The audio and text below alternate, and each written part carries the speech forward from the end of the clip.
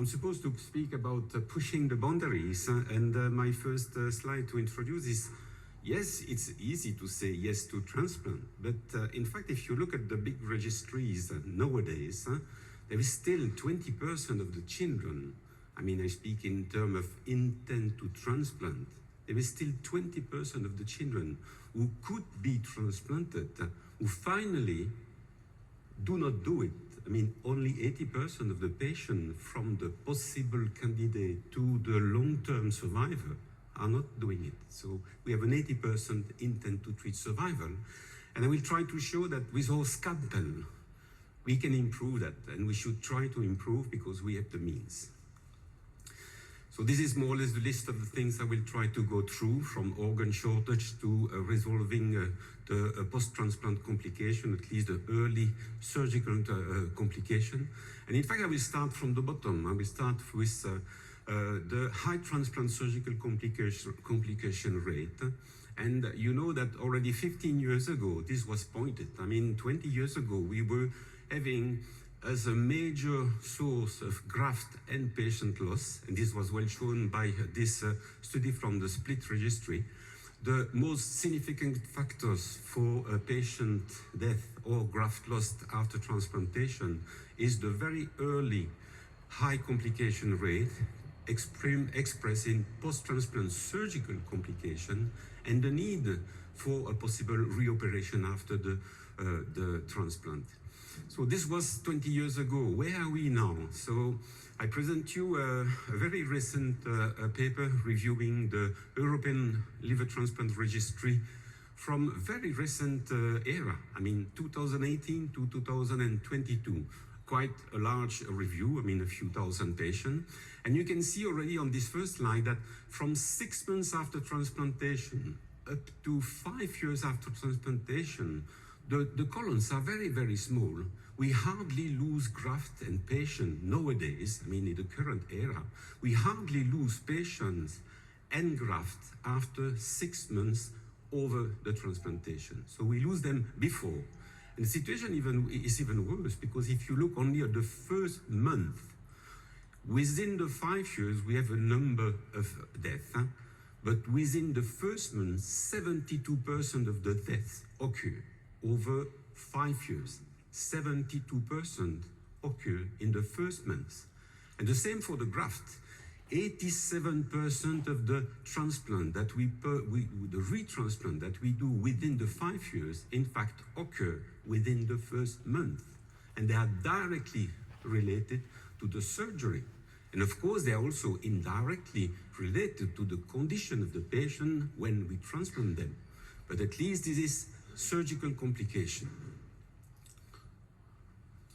Now I get this. And if we go into more details, what we see, and you see the orange and the red bars, is that 50% of all patient death or graft loss are caused by vascular problem or primary non-function. And as a surgeon, I put primary non-function into the category of ischemic and vascular problem. Not to speak about that, the fact that the 50% that are not vascular complication and end in sepsis, cardiovascular decompensation and other, are probably also the final diagnosis that is put on something that was initially a surgical complication or a vascular problem. And we know how much these complications attract other problems until you get multiple organ failure. Your diagnosis is multiple organ failure, but the cause was a vascular problem at the beginning. So we have been used to accept that transplantation is a complex operation. It is a complex operation, and that there is a price to pay, including loss of patient and graft very early on. Should we accept that, or should we act? I think we should act. As I told you, we have a scalpel and we can modify the state of the situation we face today. I like this paper. That is a paper not too long ago, less than 10 years, coming from Australia, I think, and where they show that by acting very simply with scalpel, microsurgery, and a little bit of medicine, anticoagulation, they distinguished 3 eras in which they started from the basic standard operation and some anticoagulation. Then they improved the anticoagulation protocol and adding, for example, antithrombin 3. and did pay attention very much, because when you do this type of protocol and you change your way of doing it, means you are really looking at all the details. So it's not only expressing anticoagulation and macrosurgery. There is a whole protocol around that they do not tell, but there is an attention for reducing thrombosis. And you can see that they drop their rate of thrombosis from 10 to 2, 5 times lower. And this is important. It is not, in fact, only anticoagulation or macrosurgery. It's a specific attention to reduce ischemic, vascular problem, and prevent or assist prevention or diagnose very early using the Doppler. All of that means that the scalpel is not the only tool. You need also the medical care, and you need also radiology, ultrasound Doppler, angiographies to refine the diagnosis. I present what I try to do for now 20, 30 years, which is very simple. I mean, you just need your hands, your scalpel, and your ultrasound, and you go through.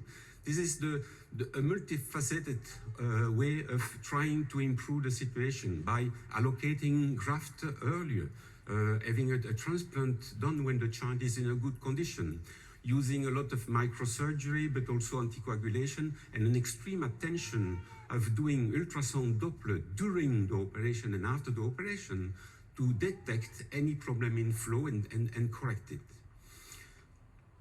So this is a review of the last 15 years I've done in Italy. That's 275 isolated first pediatric liver transplantation. You see that 2/3 were less than 12 kilo. 50% are from living donors, and this is part also of the key for timing, for doing transplant early enough before the child is deteriorating. 7% are BO-incompatible.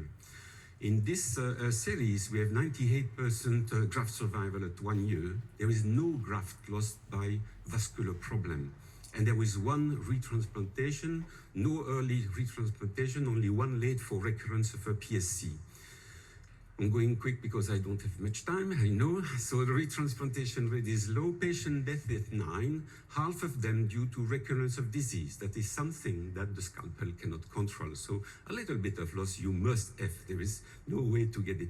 But if you work with that and that attention, which is very simple because we don't use a robot and things that are very complicated, but this brings to 96% long-term survival. The very funny thing is that grafts that are doing very nicely during the first week and recover without ischemia, it seems that when they get that benefit, they last for long. So it seems that the penalty you give to your graft at the beginning, you may pay it even later. And this flat line you can see after 2 years, I hope it will stay flat. I know it will not stay flat. But I mean, it seems that there is a benefit also at the long term. Lot more. Reducing early graft loss is an opportunity to transplant more children. If I try to make this representation of transplant process this way, referral, listing, waiting time, transplant success. This is the current situation where you see that 10 to 15% of the graft and the patient, the grafts are lost, half by patient dying, which is 5 to 8%, and half of the graft are lost by re-transplantation, which is another 5 to 8%. But 5 to 8% is, I have a problem with the, okay. 5 to 8% is nearly the double of what we have of patient, the candidate loss on the list during the waiting time. So if we do not lose graft, we would have enough graft to transplant everybody. That's simple mathematics. And that's the expression of this change. I mean, reducing graft loss would offer more opportunities to transplant more children who are waiting on the list. That's a very simple concept. So this brings me to the second aspect, organ shortage and waiting list mortality. As I said, the first solution for organ shortage would be to reduce the graft loss. The second would be to increase organ offer. I mean, if you can bring more organ, it's even welcome. You don't have to reduce only the graft loss. And the increase of the donor offer may come from this observation. 10 years ago, Eurotransplant was facing a 6%, 7% mortality risk for biliary atresia patients on the list. So they are typically the young one, less than 2 years. And they introduced a new rule that for patients with a biliary atresia who are listed on the list before the age of 2, they would give an initial pediatric MEL score of 32, independent of their condition. It was just to push transplanting them earlier.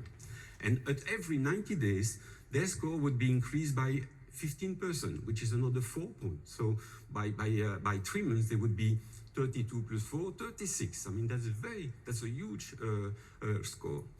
And what happened is that a few years after, they could see that there was a decrease in the mortality list, in the mortality rate on the waiting list, from nearly 7% to nearly 2%. That's major. But in fact, the truth is that this was consequent to a change that was done by the surgeon with their scalpel and not by the allocation system. Because what happened in the meantime is that the number of living donations exploded, and they were using less cadaveric donors to transplant this patient. So the allocation rule was coming too late. Surgeon already had found a solution. And in fact, this has been observed in the whole European area. This is the European Liver Transplant Registry, and you can see that the number of living donors is increasing while the split donation is decreasing. And this is a fact. We don't have very good adult donor anymore, and the number of splittable organs is decreasing. So currently, living donors are probably representing the largest type of graft we use for pediatric in Europe. And we should not be afraid of that, because this recent study confirmed that if you compare the deceased donor and the living donors used in children for pediatric liver transplantation, I mean, we get a benefit when you use living donors. Living donors is helping more children to go through. One fact is that, of course, if you have a living donor, you can be transplanted in a good condition before you deteriorate on the list. And that's an important component. The second is that the living donor provides an excellent quality graft, and then you get a better outcome. So this is my figure. You can improve the system by reducing the graft loss, but by adding new donors. And then that makes your waiting time shorter, and everything goes better after. Let's come to a third one, which is neonate.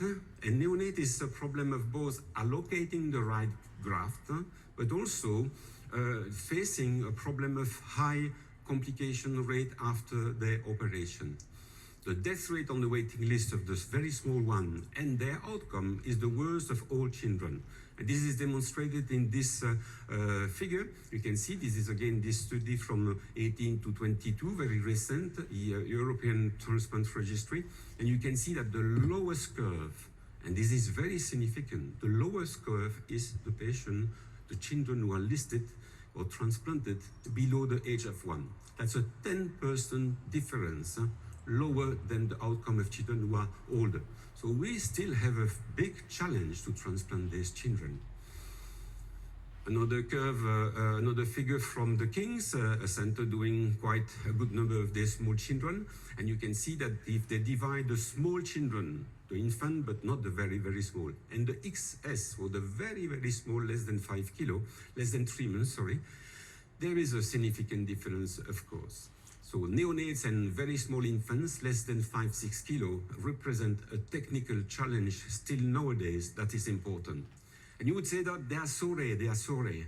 Probably there are a lot of children who are not proposed. This is a review of neonate acute liver failure, neonate and very small infants. I go quickly through the slide.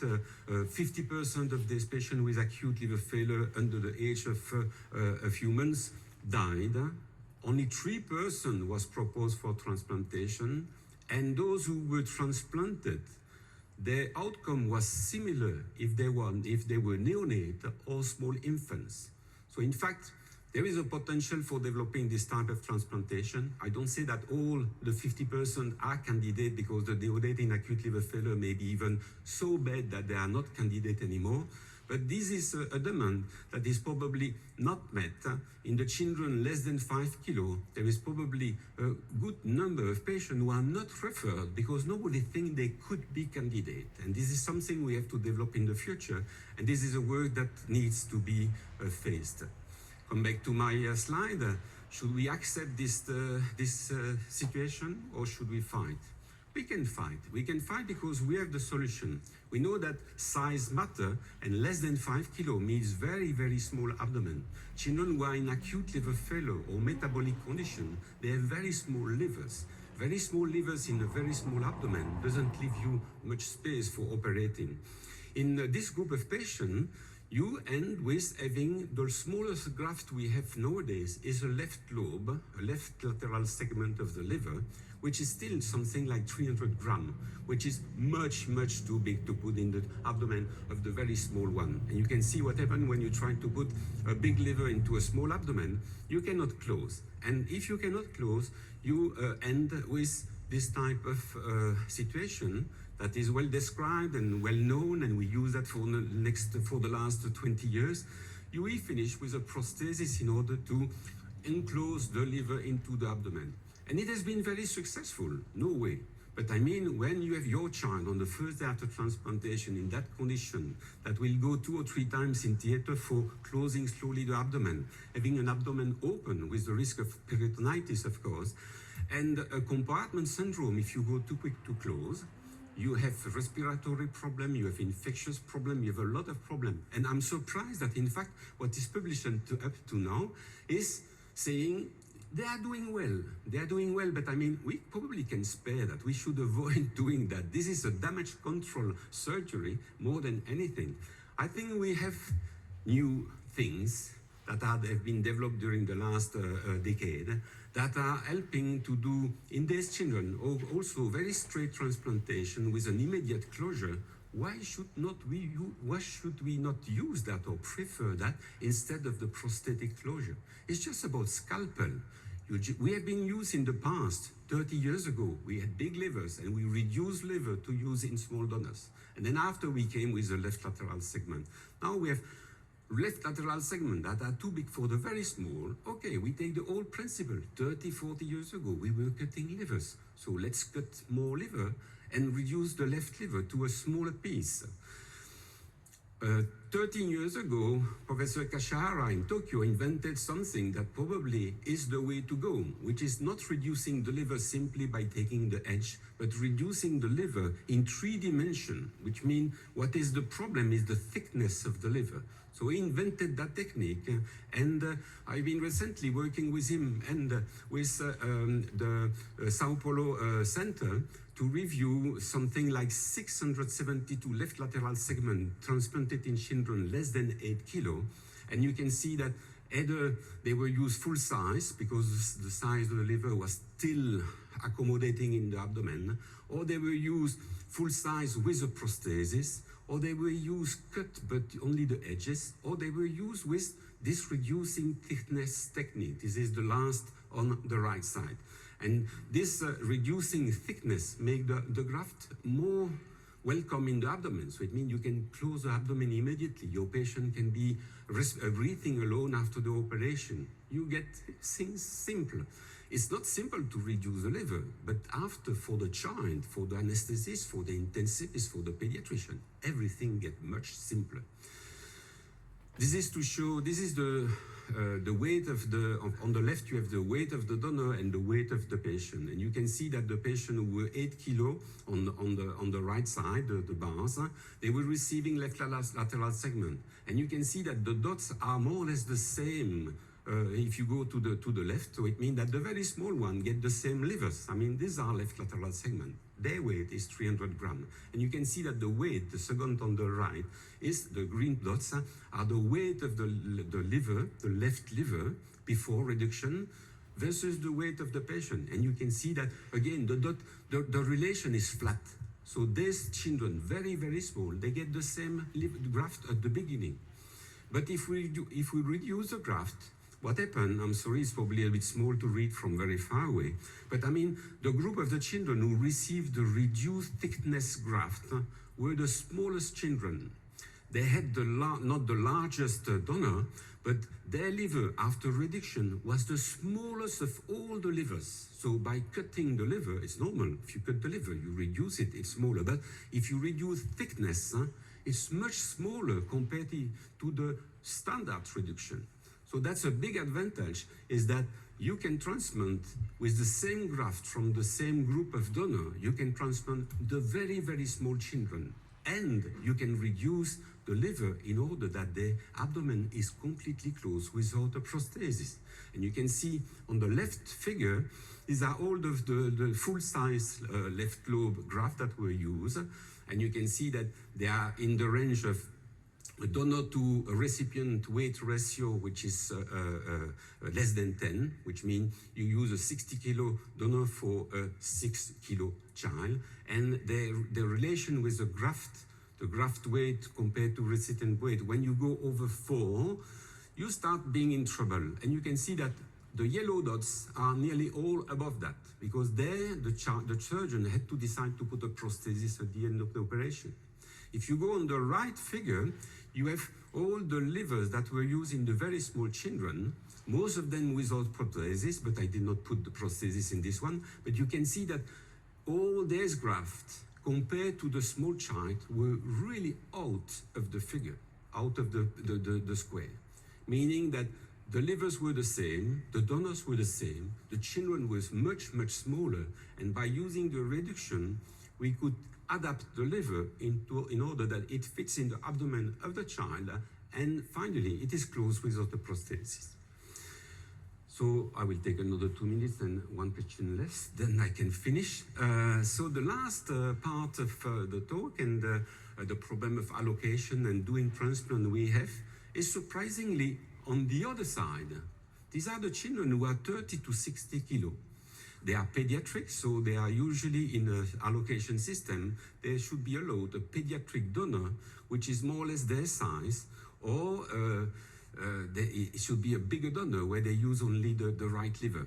But these donors are not very frequent. I mean, having a pediatric donor of 50 kilo is very rare nowadays.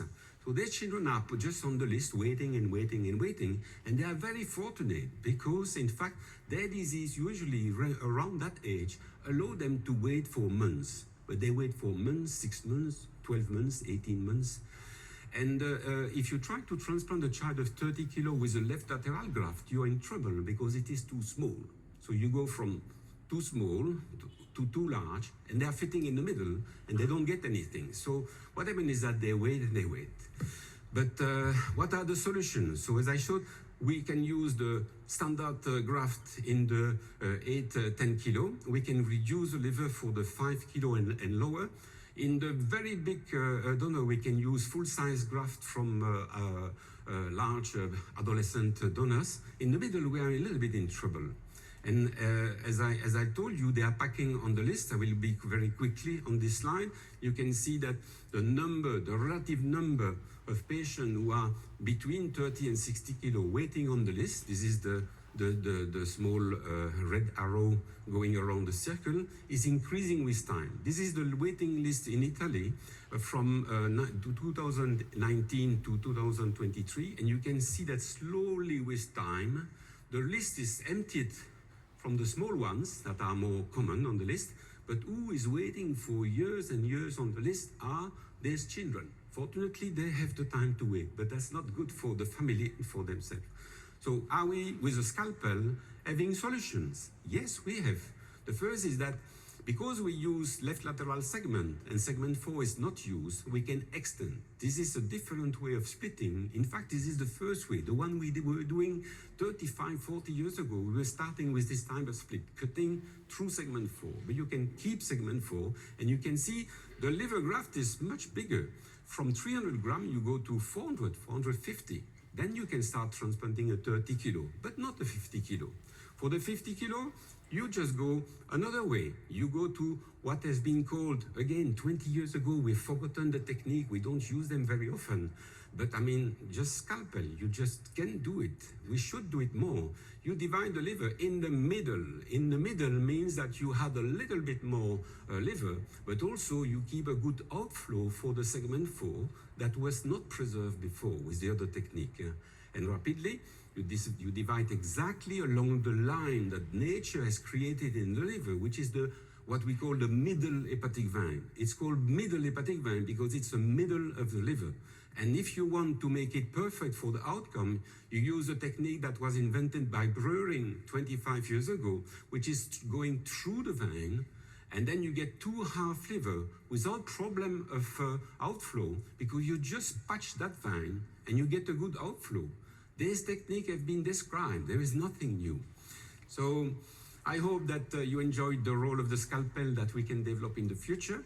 I'm sure that if we really work hard as surgeons, we can resolve a lot of the problem we face, from finding the right donors, reducing the graft loss, implementing new techniques that are in fact not new, they are very old, but we have forgotten to use them, and improve the global situation.